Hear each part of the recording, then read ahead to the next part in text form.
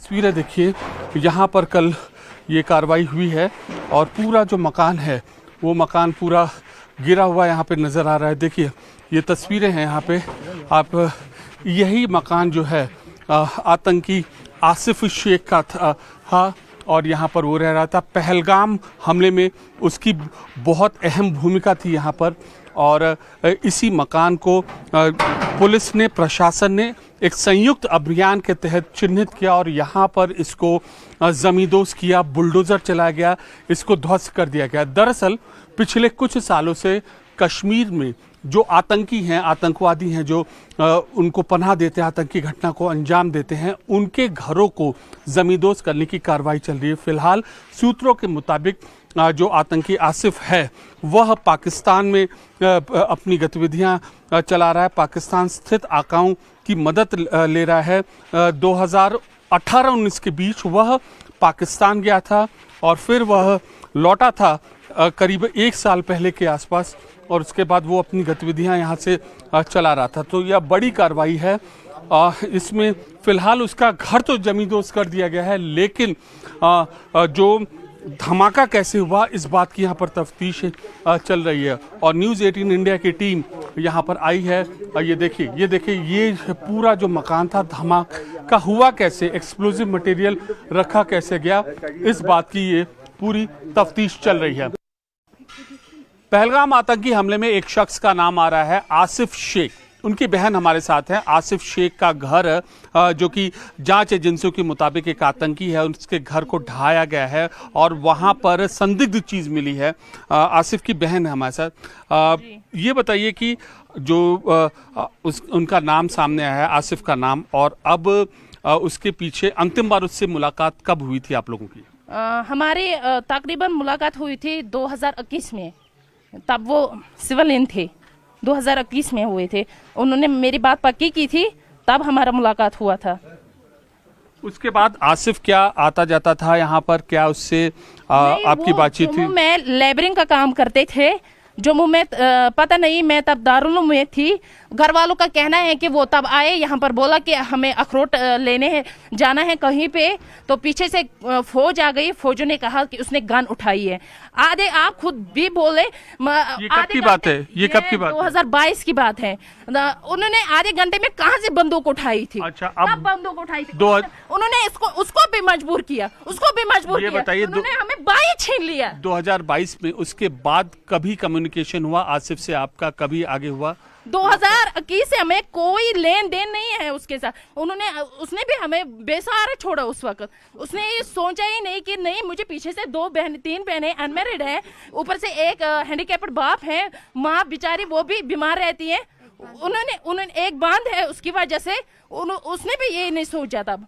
लेकिन इन फौजी एहलकारों ने भी उसको उस वक्त भी यही किया। आज इसका घर, ये घर उसका ढाया गया है और ये कहकर कि आतंकवादी है। कहाँ से उसका घर था? कहाँ से उसका घर था? ये अभी तो उसके बाप के घर नाम पे घर नहीं हुआ। उसके बाप का, उसके नाम का कब हुआ ये? आप मुझे बताएं। पहलगाम हमले के बाद में भारतीय वायुसेना भी एक्शन मोड में दिखाई दे रही है। कल रात को कश्मीर के आसमान में भारतीय वायुसेना के फाइटर प्लेन उड़ते दिखे। भारतीय वायुसेना कश्मीर में रात के समय अभ्यास कर रही थी। खास तौर पर श्रीनगर रनवे से लेकर कश्मीर के LOC इलाके तक भारतीय वायुसेना के फाइटर प्लेन दिखाई दिए।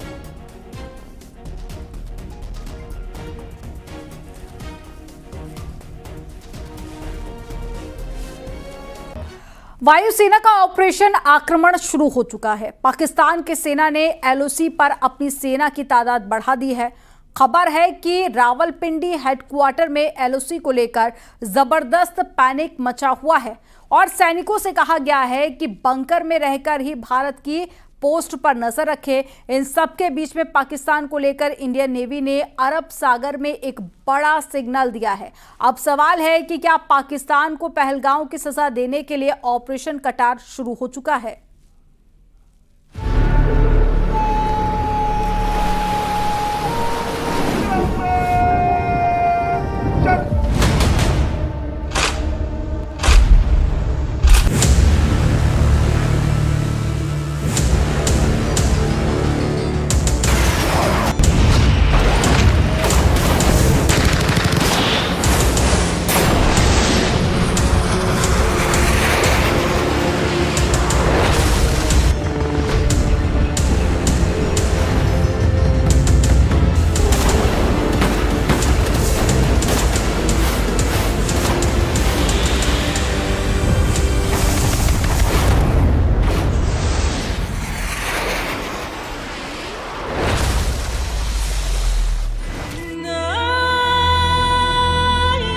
पहलगाम से 2000 किलोमीटर दूर पाकिस्तान के दिलो दिमाग पर पहला वार हो चुका है।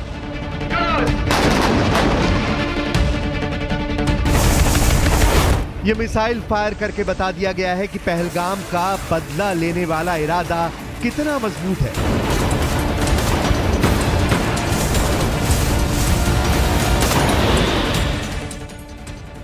ये ऑपरेशन पाकिस्तान है। MRSAM यानी medium range surface to air missile, इसको लॉन्च करना ऑपरेशन पाकिस्तान की तैयारी का सबूत है। 70 किलोमीटर तक आसमानी टारगेट को धमाके के साथ खत्म करने वाली ये मिसाइल अरब सागर से बड़ा सिग्नल दे रही है। इजराइल के साथ मिलकर बनाई गई इस मिसाइल को INS सूरत से आजमाया गया, यानी विशाखापट्टनम क्लास का वो डिस्ट्रॉयर जिसके मुकाबले का कोई वॉरशिप पाकिस्तान के पास नहीं है। क्या पहलगाम हमले के बाद भारत के तेवर देखकर पाकिस्तान ने युद्ध का ऐलान कर दिया है? क्या अरब सागर इस वक्त पाकिस्तान के लिए सबसे खतरनाक जोन बनने जा रहा है? अरब सागर में इस वक्त पाकिस्तान को घेरने का सबसे बड़ा प्लान एक्टिव हो गया है। क्या अरब सागर में ऑपरेशन कटार शुरू हो चुका है? अरब सागर में पाकिस्तान घुटनों के बल बैठ जाएगा। भारत ने अब इसकी गारंटी वाले सिग्नल भेजने शुरू कर दिए हैं। अब आतंकियों की बची खुची जमीन को भी मिट्टी में मिलाने का समय आ गया है।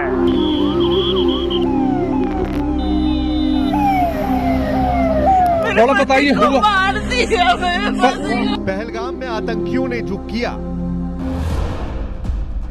उसकी कीमत पाकिस्तान में बैठे उनके सरगना जरूर भुगतेंगे। ये बात पाकिस्तान की सरकार भी जानती है। वहाँ की फौज तो बहुत अच्छी तरह इससे वाकिफ है, लेकिन पाकिस्तान की साजिश को सजा देने वाला शुरुआती ट्रिगर क्या होगा, इसका फैसला भारत करेगा। MRSAM को लॉन्च करके भारत ने बता दिया है कि पाकिस्तान को जवाब जरूर मिलेगा। इससे पहले पाकिस्तान की तरफ से खबर आई कि जनरल आसिम मुनीर अरब सागर में मिसाइल टेस्ट करना चाहते हैं। दिन चुना गया 24 और 25 अप्रैल, यानी पाकिस्तान ने 2 दिन के अंदर एक नई मिसाइल टेस्ट करने के लिए तैयार कर ली। शहबाज शरीफ ने पाकिस्तान की नेशनल सिक्योरिटी कमेटी की बैठक भी ली, जो 2 घंटे चली। मुद्दा रहा भारत का गुस्सा, और इस मीटिंग में बात हुई कि पहलगाम आतंकी हमले के बाद आक्रामक हुए भारत को कैसे जवाब दिया जाए। और फिर आया पाकिस्तान का वो फैसला जिसकी उम्मीद थी। पहलगाम में हुए आतंकी हमले के बाद जिस तरह से भारत ने पाकिस्तान के कान उमेटे हैं, शहबाज शरीफ और उनके जनरल जैसे बिलबिला पड़े हैं। पहलगाम में अपने आतंकियों की करतूत देखकर पाकिस्तान के पास बचने का कोई रास्ता नहीं है, और अब शहबाज की सरकार ने भारत के खिलाफ बौखलाने वाले फैसले लिए हैं। पाकिस्तान ने कहा है कि सिंधु जल संधि का उल्लंघन और पाकिस्तान का पानी रोकना जंग का ऐलान माना जाएगा। पाकिस्तान ने अपने एयर स्पेस भारत के सभी जहाजों के लिए बंद कर दिया है। पाकिस्तान ने भारत के साथ व्यापार पूरी तरह बंद कर दिया है। भारत के बाद पाकिस्तान ने भी इस्लामाबाद में मौजूद भारत के सभी मिलिट्री अधिकारियों और सलाहकारों को देश छोड़ने को कहा है। पाकिस्तान ने भारत में अपने राजनयिकों और बाकी स्टाफ की तादाद 30 कर दी है।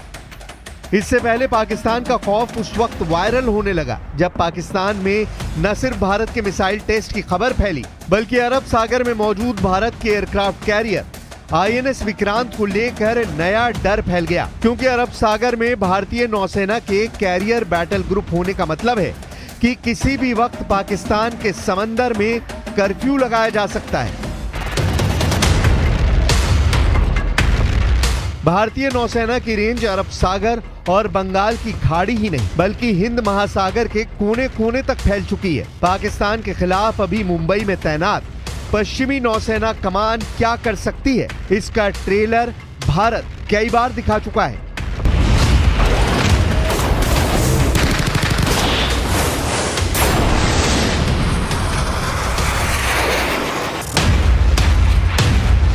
1971 में अरब सागर में चलाया गया ऑपरेशन ट्राइडेंट यानी त्रिशूल, जिसमें कराची पर ऐसी बमबारी की कि आज भी पाकिस्तान की फौज कांप जाती है। 1999 में करगिल युद्ध के दौरान चलाया गया ऑपरेशन तलवार। इस ऑपरेशन में पाकिस्तान की समुद्री सरहदों पर ऐसा पहरा डाला गया जिसमें उनका हिलना मुश्किल हो गया। सवाल है कि क्या 2025 में अरब सागर में ऑपरेशन कटार शुरू हो चुका है?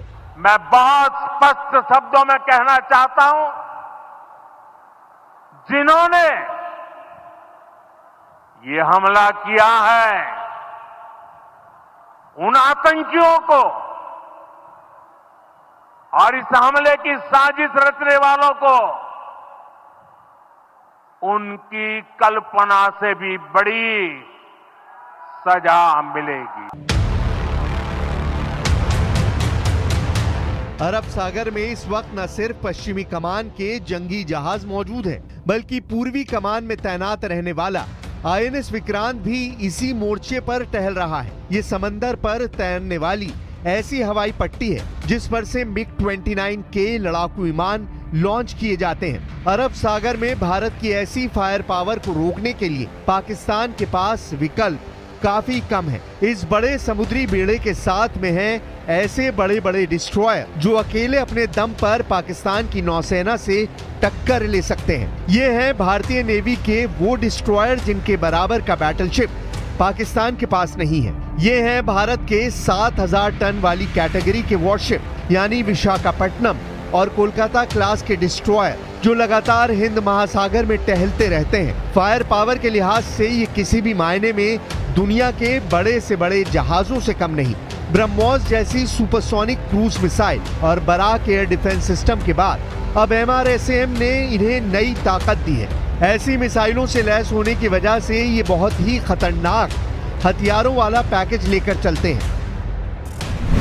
भारत के पास अभी बहुत ही शानदार क्लास के डिस्ट्रॉयर हैं। एक है विशाखापट्टनम क्लास और दूसरा है कोलकाता क्लास का डिस्ट्रॉयर। दोनों ही 7400 टन कैटेगरी के डिस्ट्रॉयर हैं, जिसमें 32 बराक मिसाइल हमेशा लोड रहती हैं, जबकि 16 ब्रह्मोस सुपरसोनिक क्रूज मिसाइल इन्हें बहुत ज्यादा खतरनाक बना देती हैं।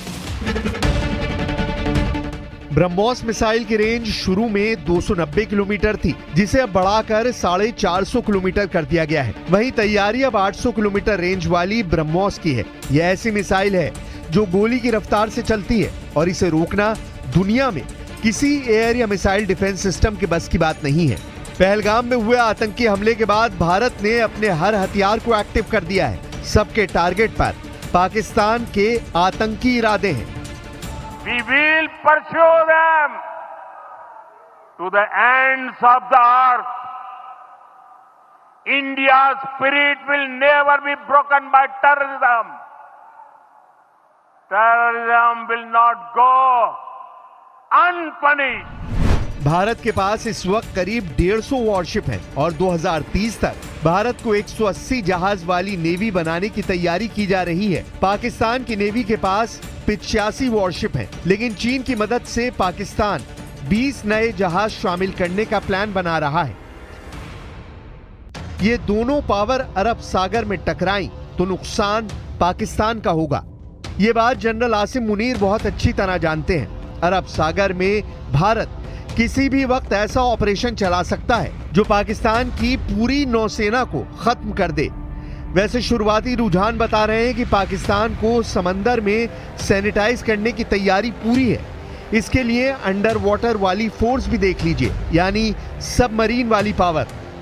भारतीय नौसेना के पास अभी 19 पनडुब्बियां हैं जो एक्टिव हैं, जबकि पाकिस्तान के पास 5 सबमरीन है। भारत की सबसे खतरनाक पनडुब्बियों में है INS अरिहंत और INS अरिघात, जो देश में ही बनी परमाणु पनडुब्बी है। इसके अलावा स्कॉर्पियन क्लास की 6 पनडुब्बियां भी हैं, रूस से 90 के दशक में खरीदी गई। किलो क्लास की 7 सबमरीन भी है, जर्मनी से ली गई HDW टाइप। 209 पनडुब्बियों में भारत अभी 4 ऑपरेट कर रहा है।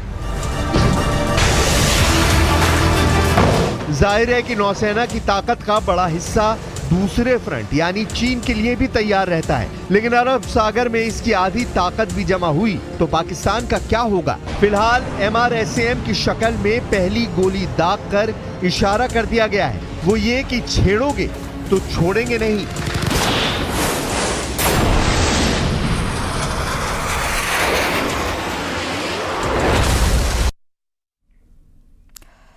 एसपी सांसद रमाशंकर राजभर ने पहलगांव में हुए आतंकी हमले को लेकर कहा है कि बीजेपी हिंदू मुस्लिम कर रही है, वहां पर सुरक्षा की जिम्मेदारी पर कोई बात नहीं हो रही है।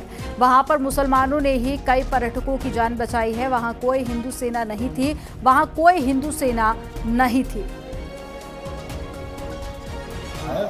तो हिंदू मुस्लिम तो भारतीय जनता पार्टी को दिख रहा है, यह नहीं दिख रहा है कि जिम्मेवारी किसकी थी, बॉर्डर पर सुरक्षा की जिम्मेवारी किसकी थी, पर्यटकों की सुरक्षा की जिम्मेवारी किसकी थी, इस पर वो क्यों नहीं बोल रहे। और उसके बाद से बहुत से उसमें एक मुसलमान भी मारा गया और वहाँ पर तो कोई दूसरा था नहीं, ये हिंदू सेना वाले तो वहाँ नहीं थे, वहाँ पर लेकिन ये पर्यटकों ने कहा है, उनके वीडियो वायरल हुए हैं कि जो आतंकवादी आए उन्होंने कहा हिंदू कौन है, उनको अलग किया, कलमा पढ़ने कहा, उनके वस्त्र जो है उतरवाए गए, इसके बाद गोली मारी गई। देखिए, बहुत से पर्यटकों को ये भी बयान आए कि यहाँ पर कश्मीर के मुसलमान हमारे साथ नहीं होते तो और बड़ी घटना होती। बहुत से लोग ये कहे कि आतंकवादी छिप के गोली मार रहे थे। बांदीपोरा में आतंकियों से मुठभेड़, लश्कर का कमांडर अल्ताफ लाली ढेर हो गया है। एक बड़ी खबर आपको बता रहे हैं, लश्कर का कमांडर अल्ताफ लाली ढेर हो गया है। बांदीपोरा में आतंकियों से मुठभेड़ हुई है, तो लगातार सर्च ऑपरेशन चल रहा है और एक के बाद एक सेना के जवान ताबड़तोड़ कार्रवाई कर रहे हैं। और अब बांदीपोरा में आतंकियों से मुठभेड़ हुई है, लश्कर का कमांडर अल्ताफ लाली ढेर कर दिया गया। उसकी तस्वीर भी आपको दिखा रहे हैं।